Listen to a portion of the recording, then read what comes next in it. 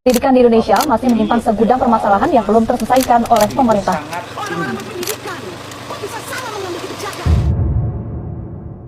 R.A. Kartini pernah berkata, bila anak bangsa telah berpendidikan, maka ilmu dan pendidikan suatu bangsa adalah janji dari waktu. Assalamualaikum warahmatullahi wabarakatuh. Shalom, Om Swastiastu, Namo Buddhaya, salam kebajikan, salam sejahtera untuk kita semua.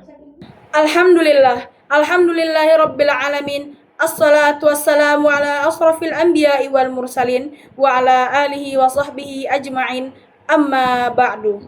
Dengan menyebut nama Allah yang Maha Pengasih lagi Maha Penyayang. Segala puji bagi Allah Tuhan semesta alam. Salawat serta salam semoga tercurah kepada Nabi Muhammad SAW beserta keluarga dan para sahabatnya. Amma ba'du. First of all, let's say thanks to Allah Subhanahu wa Ta'ala who has given us guidance, happiness, healthy and mercy. Yang terhormat kepada Bapak Madi Apriyadi MPDI selaku dosen pengampu mata kuliah Public Speaking yang sudah membimbing kesempurnaannya mata kuliah ini. Dan yang saya banggakan, teman-teman seperjuangan, teman-teman dari kelas PGMI 9. Semoga Allah Subhanahu wa Ta'ala senantiasa memberikan kita petunjuk dan menjadikan segala amal kita ikhlas karenanya. Amin ya rabbal alamin. Perkenalkan, saya Nabila Dwi Azahra dengan NIM 230510602284. Saya mahasiswi UIN Raden Fatah Palembang, Fakultas Ilmu Tarbiyah dan Keguruan, Program Studi Pendidikan Guru Madrasah Ibtidaiyah. Teman-teman yang berbahagia, sesungguhnya merupakan suatu kehormatan bagi saya bisa mendapatkan kesempatan yang mulia ini untuk menyampaikan sebuah pidato singkat yang berjudul Pendidikan Kaum Tertindas. Hadirin yang berbahagia, pendidikan adalah hak setiap orang, tidak peduli dari mana kita berasal, tidak peduli sebesar apapun tantangan yang menghadang atau apapun itu. Kita semua berhak untuk mendapatkan pendidikan. Kita semua berhak menempuh pendidikan sejauh-jauhnya. Kita semua pun berhak untuk bermimpi setinggi-tingginya. Ilmu adalah lentera yang harus kita bawa untuk setiap cahaya perubahan di dunia. Karena dunia ini tidak hanya berubah karena orang-orang cerdas, tapi karena orang-orang yang peduli dan juga bertindak. Dan untuk siapapun yang ada di luar sana yang masih ragu dan masih bertanya-tanya, apakah saya mampu menggapai mimpi saya? Apakah kalian mampu menggapai mimpi kalian? Jawabannya adalah iya, kita semua bisa dan kalian semua bisa. Pendidikan adalah hak dasar setiap manusia. Ia bukan hanya sekedar objek pengakuan yang bisa didapat dari orang berada. Seringkali kita mendengar kalimat yang terlontar dari mulut orang tua.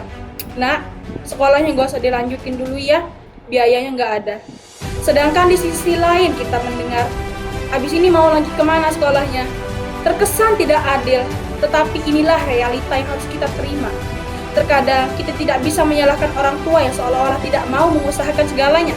Dan bukan juga salah Tuhan mengapa memberikan kita nasib seperti ini.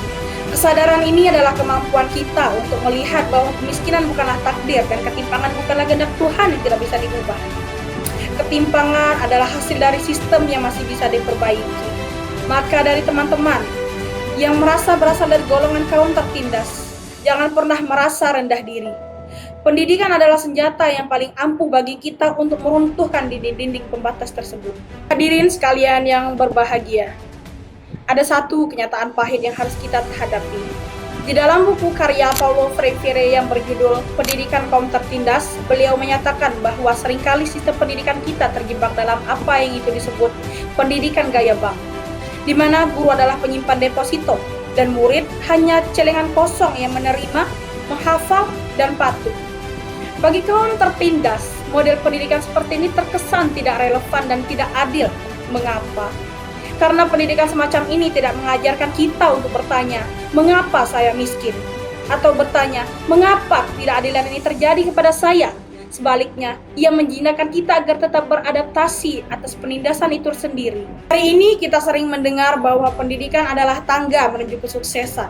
Namun, mari kita merenung sejenak. Bagi mereka yang berada di bawah garis kemiskinan, bagi mereka yang terpinggirkan oleh sistem kemajuan zaman, dan bagi mereka yang suaranya dibungkam oleh struktur kekuasaan, apakah pendidikan ini masih menjadi tangga, ataukah ia justru menjadi dinding yang semakin tinggi? Pendidikan yang membebaskan tidak boleh membuat kita asing dengan realita kehidupan kita sendiri. Jika kita belajar hanya untuk mendapatkan gelar agar bisa bekerja di gedung-gedung tinggi, lalu melupakan mereka yang masih terjebak di ganggang sempit kemiskinan, maka pendidikan kita telah gagal. Pendidikan sejati harus melahirkan kesadaran kritis, apa yang disebut oleh Paulo Freire sebagai conscientization. Teman-teman seperjuangan PGMI 9 sekalian, sebagai calon pendidik, tugas kita di masa depan bukan hanya sekedar mentransfer ilmu matematika, mentransfer ilmu bahasa, dan mentransfer ilmu sains. Tugas terbesar kita adalah menjadi pemantik api harapan di mata anak-anak yang mungkin hari ini masih merasa terpinggirkan. Kita harus menjadi guru yang mendengarkan, bukan hanya sekedar memerintah. Kita harus menciptakan ruang kelas di mana suara si miskin sama berharganya dengan suara si kaya.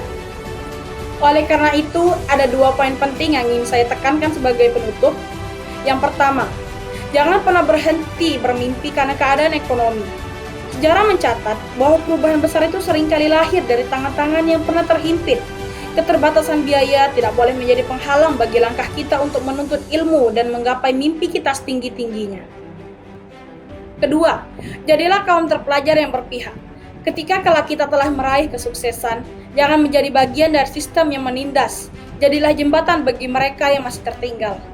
Gunakan ilmu yang kita miliki untuk menyuarakan mereka yang suaranya seringkali dibungkam. Ilmu adalah lentera, dan kita adalah pembawa cahayanya. Jangan biarkan lentera teredup hanya karena kita merasa nyaman dan gelar yang kita kejar. Ingatlah pesan Kartini bahwa pendidikan itu adalah janji dari waktu. Dan janji itu harus kita penuhi hari ini dengan cara bertindak dan peduli. Mari kita buktikan bahwa kita adalah generasi yang mampu mengubah tembok penghalang menjadi tangga menuju martabat yang lebih mulia. Dan mari kita wujudkan pendidikan yang benar-benar memanusiakan manusia. Sebagai penutup, saya mengajak kita semua untuk merenung. Pendidikan itu bukan tentang siapa yang paling pintar di dalam kelas, tapi tentang siapa yang paling mampu memanusiakan manusia lainnya. Untuk siapapun di luar sana yang masih ragu tentang keterbatasan ekonomi atau keadaan, ingatlah bahwa kalian itu bisa, dan kalian berhak, dan kalian berharga. Finally, let us remember that education is not a privilege for a few, but a right for all. No matter how difficult the journey may be, we must keep moving forward, because the future belongs to those who never stop learning and never stop living. Saya, Nabila Dwi Azhara, undur diri. Terima kasih kepada teman-teman yang sudah mau mendengarkan. Semoga ilmu yang saya sampaikan bisa bermanfaat dan menjadi amal jariah kepada teman-teman sekalian. Wa fil khitam, nas'alullah ayyuwafiqana lima yuhibbu wa yardah. Urju an takuna kalimati qad afadatkum wa ashkur husna asmi'atikum. Wassalamu alaikum warahmatullahi wabarakatuh.